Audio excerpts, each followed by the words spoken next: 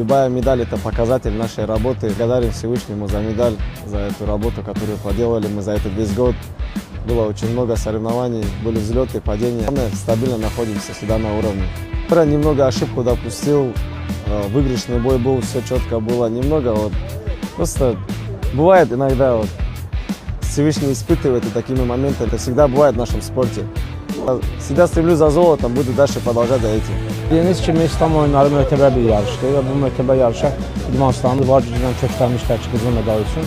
Təbii ki, hər bir medalçısını təbrik edirəm, çünki hər bir idmançının qazandığı medal bizim üçün əzizdir, doğmadır. Amma bunlar hər ikisi qızıl ola bilərdi. Orada müəyyən idmançı səhvləri, hakim diqqətsizlikləri, müəyyən səbəblər oldu ki, bu idmançılarımız qızıl medal ala bilmədilər. Amma bu böyük bir qələbədir idmançılar üçün, çünki əziyyət çəkirlər, nəticə üçün əllərindən gələn edirlər və bu baxımdan həm də federasiyamızı, həm də idmançılarımızı təbrik edirəm. Çox xoşbəxtəm. Vətənin ikinci səfərdə İslam oyunlarına gümüş medalla qayıdıram. Orada vətənimi təmsil etməyim də ayrıca qürur verici hissdir. Görüşlərim ilk öncə Fələstin rəqibimi, sonra da Mərakeş rəqibini məğlub edib final haqq qazandım.